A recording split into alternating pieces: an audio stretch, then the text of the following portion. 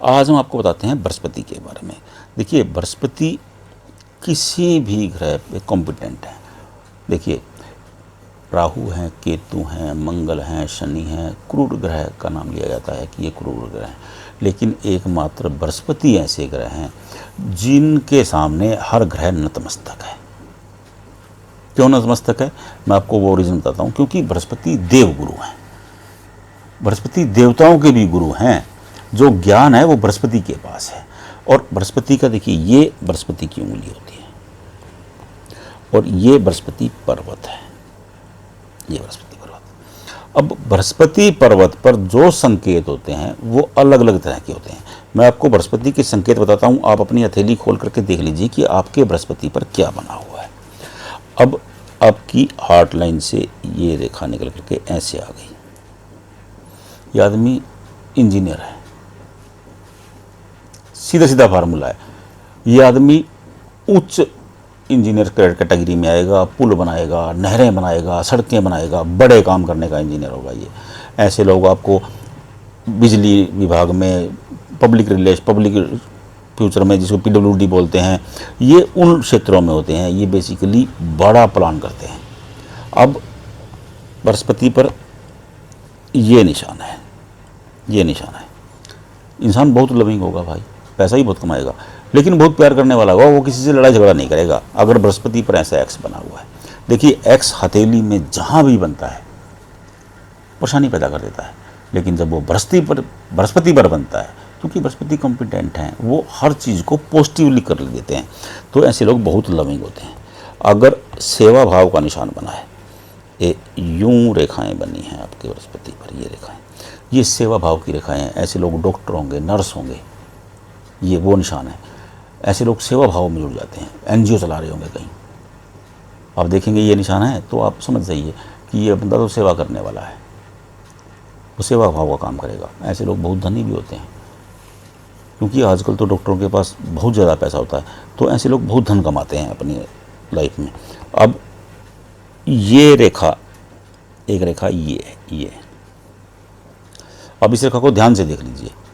ये बृहस्पति वलय है। वलय का मतलब होता है घेरा। ये आप देख रहे हैं, घेरा बन गया इस बृहस्पति पर। घेरा बृहस्पति पर घेरा बनता है। देखिए, शनि पर घेरा बनता है, इंसान को डिप्रेशन दे देगा। ये शनि है, मान लें ये यहाँ पर घेरा बन गया, टेंशन में आ जाएगा इंसान। यहाँ पर घेरा बन गया, चंद्रमा मन है, चंद्रवलय बन गया, टेंशन की निशानी है, परेशानी की निशानी है। अलग अलग तरह की दोनों टेंशनें होती हैं। लेकिन अगर बृहस्पति पर बनता है तो ये बृहस्पति को बली बना देता है। इसलिए कहते हैं कि बृहस्पति पर जो भी निशान होते हैं वो उत्तम हो जाते हैं।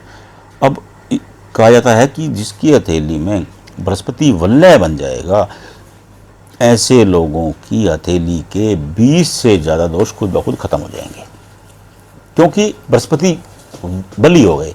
अब बृहस्पति देवताओं के भी गुरु हैं, अगर वो बहुत मजबूत हैं तो बाकी दोष अपने छोटे छोटे खत्म हो जाते हैं।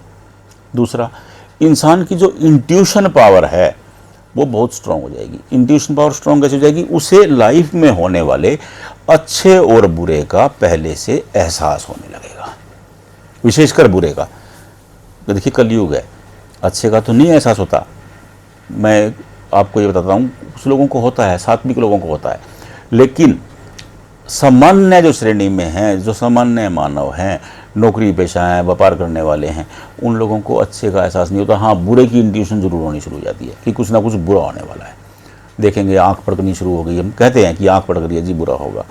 तो ये ऐसी इंट्यूशन पावर स्ट्रांग हो जाती है। देखिए, जो अरबी का हस्तरेखा शास्त्र है वो कहता है कि ये सुलेमानी रिंग है, वो इसे सुलेमानी रिंग कहते हैं। और वो कहते हैं कि जिनकी हथेली में सुलेमानी रिंग बन जाती है, उनकी 48 के बाद, वो कहते हैं कि 48 में सुलेमानी रिंग ज़्यादा एक्टिव होती है। 48 के बाद, 48 साल के बाद ऐसे लोगों की एक एक करके सभी इच्छाओं की पूर्ति हो जाती है। समझा मेरी बात को? अब आप इसे सुलेमानी रिंग कह लीजिए या इसे बृहस्पति वलय कह लीजिए, दोनों एक ही चीज़ है, दोनों में कोई फर्क नहीं है, लेकिन दोनों की जो व्याख्या है वो अलग अलग कर दी है। जिन लोगों की हथेली में ये बना होता है ना, ये वाला घेरा, वो अपने आप में विरले लोग होते हैं, वो बहुत शानदार लोग होते हैं। क्योंकि नंबर एक तो बृहस्पति उनको सात्विक बना देते हैं, वो चीट वीट भी नहीं करते हैं। और दूसरा, आप इसे सुलेमानी रिंग कहेंगे तो इनकी सभी इच्छाओं की पूर्ति होती है। लेकिन मेरा अनुभव है, जिन लोगों की हथेली में ये रेखा होगी ना, उनकी हथेली में ऐसी राहु रेखाएं भी होंगी। ये लोग जवानी में उलझने भी भोगते हैं, सबका मैं नहीं कह रहा हूँ, लेकिन 92 से 95% तक मैंने हाथों में देखा है ये, जिनकी हथेली में सुलेमानी रिंग बन गई है, या आप बृहस्पति वलय कहें, बृहस्पति वलय बन गया है, वो जवानी में राहु लाइनों से लड़ के आगे बढ़े हैं, वो जवानी में स्ट्रगल करते हैं। हाँ, लेकिन 48 के बाद जो इनकी लाइफ की जो स्टाइल है वो चेंज होना शुरू हो जाता है। मैंने अनेक लोग वो भी देखे हैं जिनका 52 के बाद चेंज होना शुरू होता है। वो रेखाओं को देख के से पता लग जाता है कि क्या स्टेटस है। अगर राहु रेखाएं ज़्यादा हैं, ये राहु रेखाएं ज़्यादा हैं, और बृहस्पति की रेखा, बृहस्पति का घेरा कहीं तो रुका हुआ है, मान लें कि यहाँ तक आ गया या फिर इधर से यहाँ तक आ रहा है, तो डिले कर देता है ये। तो फिर वो 52 के बाद, हाँ ये है कि 52 के बाद उनकी जो गाड़ी है ना, वो ऐसी दौड़ेगी जैसे बुलेट ट्रेन दौड़ती है, वो रुकेगी नहीं, क्योंकि उसकी रफ्तार बड़ी तेज होगी। अब ये राहु रेखाओं को देख करके ये पता लग जाएगा कि अगर राहु रेखाएं यहाँ तक आ गई हैं, नीचे चली गई हैं, तो ये 51 तक तो आपकी राहु रेखाएं आ गई। और एक राहु रेखा का समय कितना होता है? 18 to 24 महीने, 1.5 से 2 साल राहु रेखा का असर रहता है। उसके बाद राहु रेखा का प्रभाव खुद ब खुद खत्म होने लगता है, क्योंकि वो राहु रेखा से आप क्रॉस कर जाते हैं। तो ये अब बृहस्पति पर मैंने ये देखा, अगर यहाँ पर ऐसी रेखा, अनेक लोगों की ऐसी रेखा बन जाती है, सुलेमानी रिंग बनी है, ये रेखा एक ऐसी बन जाएगी। ये आपको क्या दिख रहा है? ये तीर कमान बन गया। हमारे शास्त्रों में तीर कमान को उच्च श्रेणी का शास्त्र माना गया है। वो ये अगर जिसके दिल में तीर कमान बन जाता है ना, वो उनके राक्षसी शक्तियां भी उन्हें कुछ नहीं बिगाड़ सकती। क्यों? क्योंकि तीर वो तो क्षत्रिय हो गया भैया, क्षत्रिय सबसे वीर माना जाता है। तो तीर कमान का जो वैल्यू है, जो प्रभाव है, वो बड़े गजब का होता है। क्योंकि ये जो रेखा है बेसिकली इसे ज्ञान रेखा कहा गया है। तीर कमान कैसे बना? ये बृहस्पति वलय या सुलेमानी रिंग कहें, और ये ज्ञान रेखा, हम इसे ज्ञान रेखा कहते हैं। आस्त्रिका शास्त्र कहता है कि अगर जीवन रेखा से एक रेखा निकल करके बृहस्पति पर्वत पर चली जाए, ऐसे लोग बौद्धिक रूप से बहुत विद्वान होते हैं, और उनकी बौद्धिकता के कारण ही समाज में उनका विशेष स्थान होता है। क्योंकि ये बौद्धिकता कैसे? ये बृहस्पति, क्योंकि बृहस्पति ज्ञान के देवता हैं, और ये लाइफ लाइन है जीवन ज्ञान से जुड़ गया तो इंसान ज्ञानवान हो गया कि नहीं? तार्किक तथ्य में देख लीजिए आप ध्यान से। अब दूसरी बात, अरबी का शास्त्र कहता है कि ये इच्छा पूर्ति रेखा है। ये रेखा इच्छा पूर्ण करने वाली होती है। ये रेखा जिनकी हथेली में होती है, उन लोगों की एक एक करके इच्छाओं की पूर्ति होती है। अब इच्छा पूर्ति का वो सुलेमानी रिंग को भी कह रहे हैं। तो ये तीर कमान की शेप बन गई। अब तीर कमान की अगर शेप बन जाती है, तो ऐसे लोग अपनी लाइफ में उत्तम तरह का जीवन व्यतीत करते हैं, उत्तम तरह की सुविधाओं का भोग करते हैं, क्योंकि बौद्धिक रूप से मजबूत होते हैं।